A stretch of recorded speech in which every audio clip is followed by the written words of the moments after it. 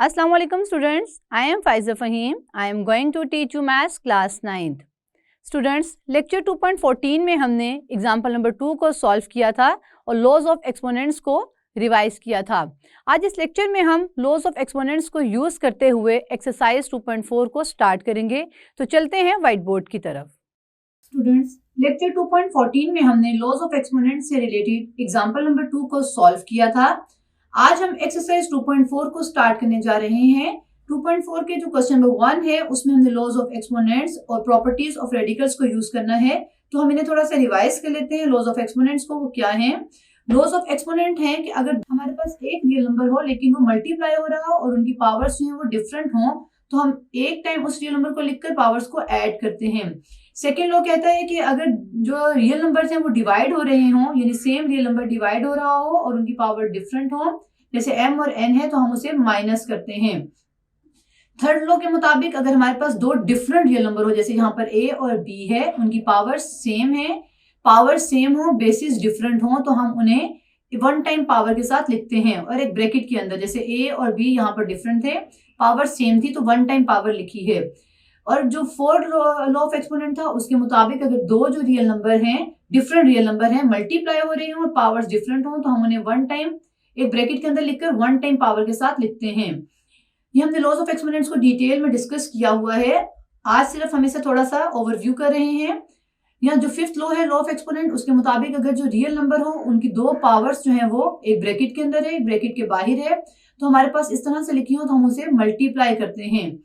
Law of exponent जो 6 है उसके मुताबिक अगर किसी रियल नंबर की पावर जो है एक्सपोनेंट नेगेटिव हो तो हम उसे पॉजिटिव 1/a की पावर n करके करते हैं। और सेवंथ लॉ के मुताबिक अगर जो रियल नंबर है उसकी पावर 0 हो तो वो 1 होता है। वो रियल नंबर कोई भी रियल नंबर हो सकता है, चाहे वो -3/4 की पावर में हो, फ्रैक्शन में हो, इंटीजर्स में हो, हम उसको 1 ही लिखते हैं। तो स्टूडेंट्स ये थे हमारे पास लॉज ऑफ एक्सपोनेंट्स। अब हमारे पास जो क्वेश्चन नंबर 1 है उसमें प्रॉपर्टीज ऑफ रेडिकल्स भी यूज हुई हैं, जो कि हमने पहले भी पढ़ चुके हैं। पिछले लेक्चर्स में हमने प्रॉपर्टीज ऑफ रेडिकल्स को पढ़ा था और 2.3 जो है वो इससे रिलेटेड थी, प्रॉपर्टीज ऑफ रेडिकल से रिलेटेड थे। अब हम इसको थोड़ा सा देख लेते हैं कि प्रॉपर्टीज ऑफ रेडिकल्स क्या है, इन्हें रिवाइज कर लेते हैं। रेडिकल कहते हैं स्क्वायर रूट वाले साइन को। तो यहाँ पर स्क्वायर रूट के अंदर जो वैल्यूज होती हैं, रियल नंबर्स होते हैं, उन्हें किस तरह से जो हम चेंज कर सकते हैं।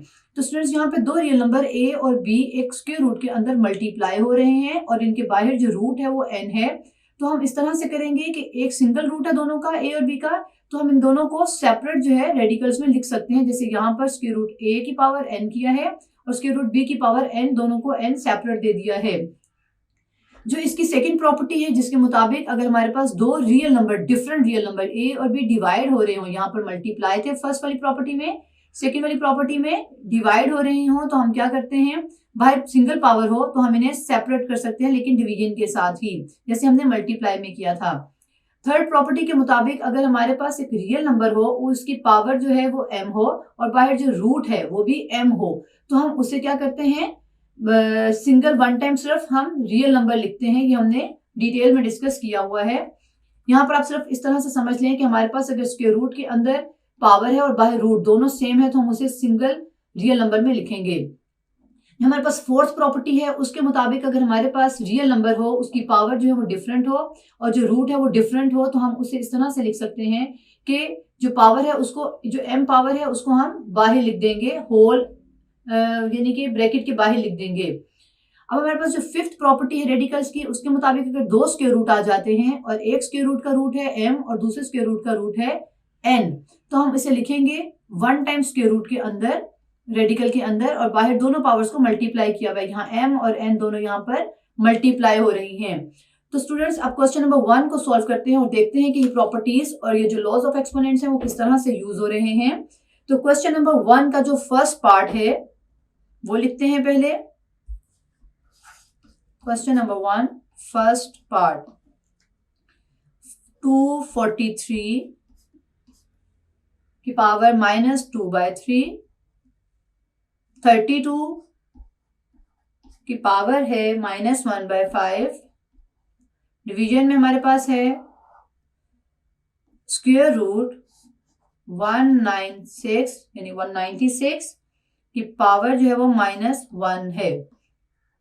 तो स्टूडेंट्स इसको सॉल्व करने के लिए हम सबसे पहले देखते हैं कि हमें कौन सा स्टेप करना है। तो सोल्यूशन है इसका, तो स्टूडेंट्स सोल्यूशन में हम सबसे पहले हमारे पास 243 है, 32 है, 196 है, इसकी हम फैक्टराइजेशन कर लेंगे, यानी कि इनके फैक्टर्स बना लेते हैं। तो सबसे पहले 243 का जो फैक्टर है वो क्या है, 243 को देखने के लिए कि कौन से नंबर पे डिवाइड होता है, ये 2 पे नहीं हो सकता क्योंकि इसके लास्ट में 3 है। और 3 पे किस तरह से अगर हम देखेंगे 3 पे डिवाइड होता है कि नहीं, तो हम इन 2 + 4 + 3 करेंगे, जो नंबर है उसके तमाम डिजिट्स को प्लस करते हैं। 4 + 3 7, 7 + 2 9। अगर ये 9 आ गया और 9 जो वो 3 के टेबल में आता है, तो इट मीन्स कि 243 को हम डिवाइड कर सकते हैं 3 पर, क्योंकि इन 2, 4 और 3 का जो सम था वो 9 आया था, और 9 जो है वो 3 के टेबल में यूज होता है। हम इस तरह से जज करते हैं नंबर्स को कि वो कौन से नंबर पे डिवाइड हो सकता है। तो जो 3 के हमने जज करना होता है नंबर्स डिवाइड होते हैं कि नहीं, तो उन नंबर्स को हम प्लस के लेते हैं। फॉर एग्जाम्पल यहाँ पर अगर हम 8 1, यहाँ 81 लिखा हुआ है, अगर देखना हो कि ये नंबर 81 3 पे डिवाइड होता है कि नहीं, तो हम इन दोनों नंबर्स को प्लस करेंगे, यानी 8 + 1 9 होता है, और 9 3 के टेबल में आता है, तो इट मीन्स के 81 को हम 3 पे डिवाइड कर सकते हैं। तो स्टूडेंट्स ये छोटा सा एक इंफॉर्मेशन थी। यहाँ पर हमारे पास 243 है, इसको हम 3 पे डिवाइड कर सकते हैं। तो 3 8 द 24 एंड 3 1 द 3। अब ये 81 आ गया है, 8 + 1 9 होता है, ये भी 3 पे डिवाइड हो जाएगा। 3 2 द 6, और यहाँ पे 2 कैरी हो गया, 3 7 द 21। अब 27 डिवाइड होता है 3 पे कि नहीं, तो हमें टेबल में पता है कि 27 आता है। वैसे अगर 7 + 2 9 होता है, ये भी जाएगा।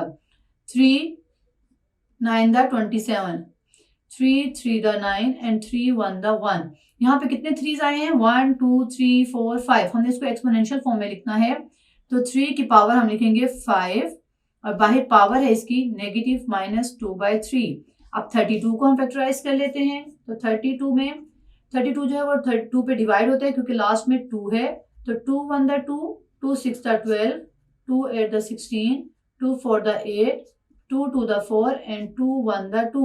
यानी कितने 2s हैं यहाँ पर, 1 2 3 4 5। 5 2s मल्टीप्लाई होते हैं तो 32 आता है। यहाँ पे लिख दिया 5। ये एक्सपोनेंशियल फॉर्म में मैंने इस 32 को एक्सपोनेंशियल फॉर्म में कन्वर्ट कर दिया यहाँ पर, और बाई पावर है -1/5। अब हमारे पास जो 196 है, इसको भी इसी तरह से हम फैक्टराइज कर लेंगे।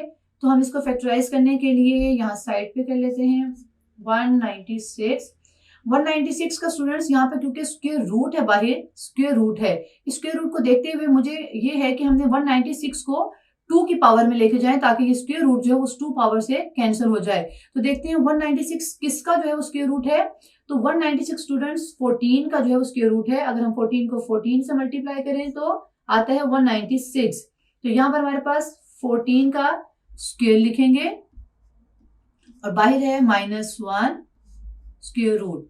ये एक्सप्रेशन इक्वल है लास्ट एक्सप्रेशन के। अब इसको फर्दर सॉल्व करते हैं।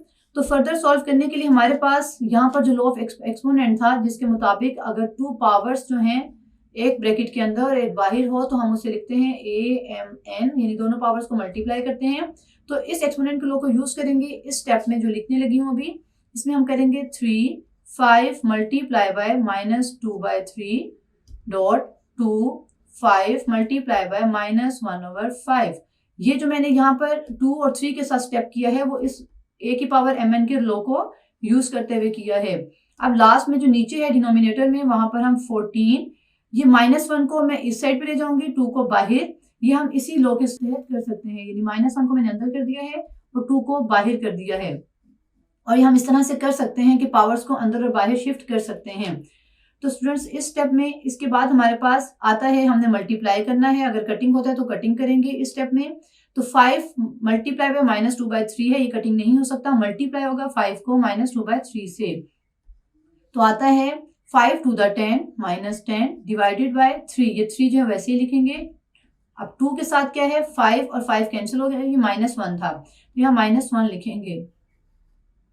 डिवीजन में स्टूडेंट्स 2 को स्क्वायर रूट से कैंसिल कर सकते हैं। यहाँ पे 2 को स्क्वायर रूट से कैंसिल किया क्योंकि स्क्वायर रूट की वैल्यू होती है 1/2। तो ये 1/2 जो है ये 14 के स्क्वायर से कैंसिल हो गया है। तो यहाँ पर आ गया खाली 14 की पावर -1।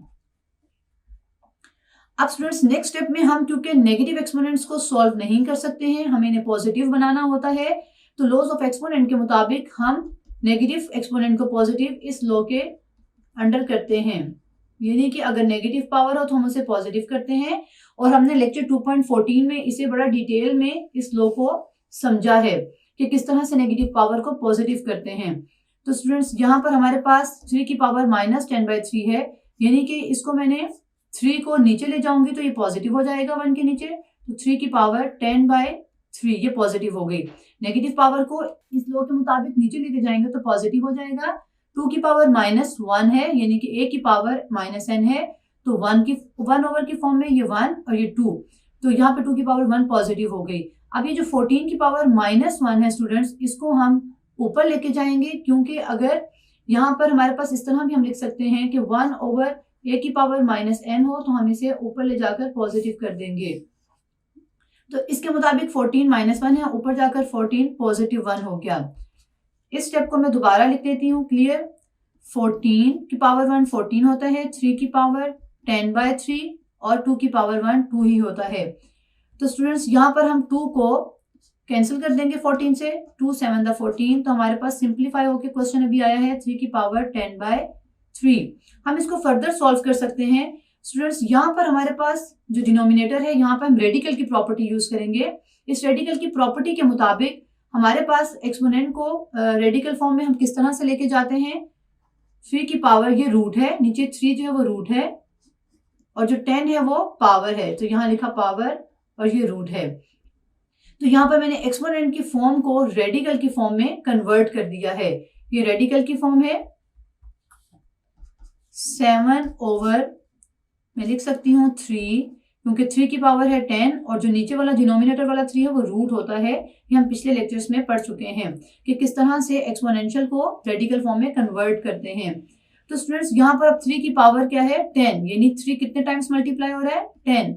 इसके बाद मैं ये स्टेप कर सकती हूँ कि नहीं, मैं 3 को 10 टाइम्स लिखूंगी, 3 4 5 6 7 8 9 एंड 10। ये जो उसके रूट है ये सबके ऊपर आएगा, इज इक्वल टू। तो स्टूडेंट्स यहाँ पर हमारे पास जो रूट में बाहर है वो क्या है 3, यानी कि हम इसको 3 की पेयरिंग कर लेते हैं ओपन करने के लिए, ये एक सिंगल रह गया है। तो यहाँ पर स्टूडेंट्स रेडिकल की प्रॉपर्टी को यूज करते हुए यहाँ पर अब मैंने इनको रेडिकल को जो है वो किस तरह से शो करना है 7 ओवर। अगर हमारे पास एक प्रॉपर्टी है रेडिकल की कि अगर हमारे पास दो अंदर रियल नंबर जो मल्टीप्लाई हो रहे हैं सिंगल पावर के साथ, सिंगल रूट के साथ, तो हम इन्हें लैदा कर सकते हैं, सेपरेट कर सकते हैं। तो इस रेडिकल की प्रॉपर्टी को यूज करते हुए मैं यहाँ पर इस स्टेप में स्टूडेंट्स यहाँ पर मैं जो 3 की पेयरिंग है इसको इस लॉ को यूज करते हुए, जिसमें अगर दो रियल नंबर मल्टीप्लाई हो रहे हैं और सिंगल रूट हो तो हम उनको सेपरेट कर सकते हैं। तो यहाँ पर भी हमारे पास एक सिंगल रूट है 3 और अंदर रियल नंबर्स हैं, तो 3 की पेयरिंग के साथ मैं इनको सेपरेट कर देती हूँ यहाँ पर इस तरह से 3 3 3 और बाहर 3। फिर 3 रियल नंबर्स को मैंने एक साथ जो है वो सेपरेट किया है 3 और एक हमारे पास सिंगल 3 है और स्क्वायर रूट है उसके ऊपर और 3। ये हमारे पास जो सिंगल 3 था इसके ऊपर भी 3 है और स्क्वायर रूट है, तो इसको भी सेपरेट कर दिया इस तरह से। अब स्टूडेंट्स इसको फर्दर सॉल्व करते हैं। यहाँ पर 3 है, यानी कि मैं लिख सकती हूँ 3 की पावर 3 स्क्वायर रूट और 3। फिर यहाँ पे कितने 3 है 1 2 3, इसको मैं इस तरह से लिख सकती हूँ 3 की पावर 3 और बाहर भी 3।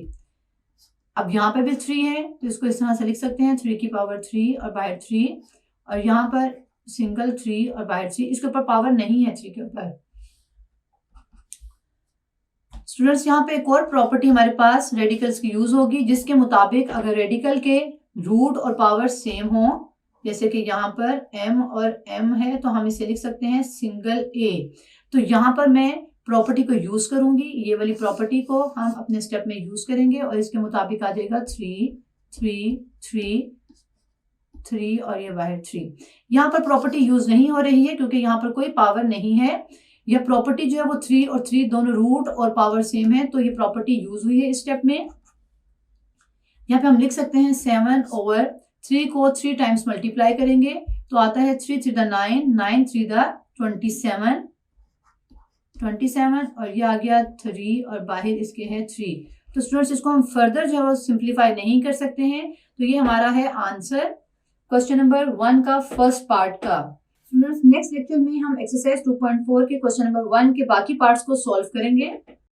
स्टूडेंट्स आज के इस लेक्चर में हमने लॉज ऑफ एक्सपोनेंट्स को रिवाइज किया है और इन एक्सपोनेंट्स के लॉज को यूज करते हुए एक्सरसाइज 2.4 के क्वेश्चन नंबर 1 के फर्स्ट पार्ट को सॉल्व किया। तो स्टूडेंट्स नेक्स्ट लेक्चर में हम क्वेश्चन नंबर 1 के बाकी पार्ट्स को सॉल्व करेंगे। See you again in next lecture.